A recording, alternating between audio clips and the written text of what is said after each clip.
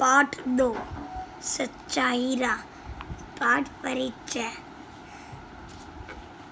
प्रस्तुत पाठ में यह बताया गया है कि माता पिता व गुरुजनों की सेवा करना व्यक्ति का सर्वप्रथम कर्तव्य है। संध्या का समय था। गांव की 4 स्त्रियां पानी लेने के लिए अपने अपने घड़े लेकर कुएं पर पहुंची। पानी भरने के साथ साथ वे आपस में बातें कर रही थी। उनमें से एक ने कहा, मैं अपने बेटे से बहुत खुश हूँ।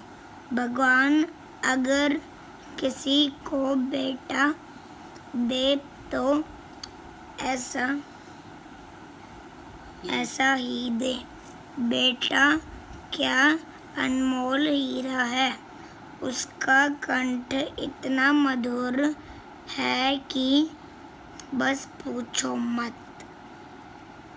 उसकी बात सुनकर दूसरी ने भी बड़े गर्व के साथ कहा, मेरा बेटा भी ऐसा ही है। मल विद्या में तो वह इतना निपुण है कि उसकी बराबरी बड़े बड़े पहलवान भी नहीं कर पाते हैं। तीसरी ने कहना शुरू किया, मेरा बेटा भी हीरे से कम नहीं है। उसके कंठ में सरस्वती का निवास है। वह विपुल ज्ञान का भंडार है। जो एक बार पढ़ लेता है उसे भूलता नहीं है। चौथी स्त्री बिल्कुल चुप बैठी थी। उसे देखकर एक ने कहा, बहन, भगवान ने तुम्हें भी एक बेटा दिया है। तुम भी उसके बारे में कुछ बताओ। क्या उसमें कोई गुण नहीं है? नहीं, ऐसी बात नहीं है। मेरा बेटा तुम्हारे बेटों की तरह न गंधर्व है, न पहलवान है और न ही बृहस्पति। वह तो बहुत सीधा सादा, सरल हृदय और दयावान है। वह माता पिता व गुरुजनों की सेवा को ही अपना पहला कर्तव्य मानता है। जब चारों स्त्रियां अपने अपने घड़े उठाकर चलने लगी, उसी समय गीत की बहुत मधुर आवाज आने लगी। तो पहली स्त्री ने कहा, देखो, मेरा हीरे जैसा बेटा आ रहा है। कितना मीठा गाता है।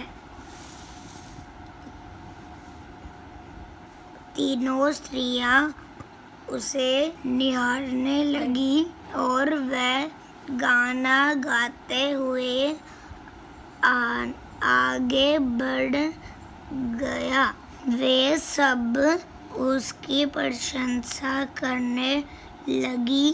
तभी दूसरी का बेटा उधर आया। वह भीम जैसा लग रहा था और उसकी छाती चौड़ी व भुजाएं कसी हुई थी।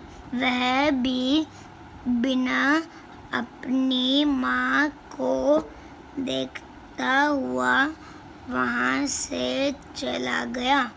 तीसरी स्त्री का बेटा फर्राटे से संस्कृत श्लोक और कविताओं का पाठ करते हुए वहाँ से गुजर गया।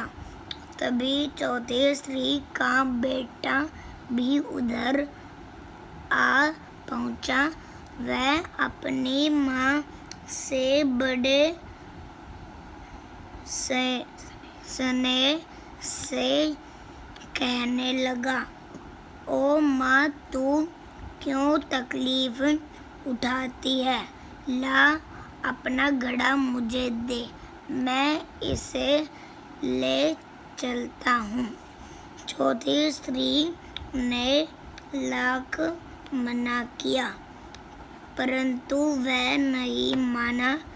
उसने अपनी माँ के सर से घड़े को उतारकर अपने सिर पर रख लिया और आगे आगे चलने लगा।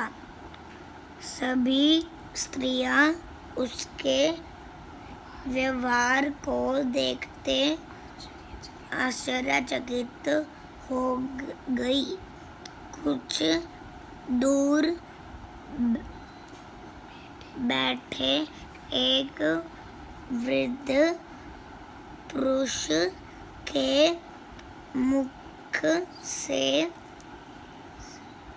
सहज ही ये शब्द फूट निकले, धन्य धन्य यही है सच्चा हीरा, जो अवसर मिलने पर अपनी माँ की सेवा से चूका नहीं। शिक्षा, हमारा व्यवहार उत्तम होना चाहिए। Thank you.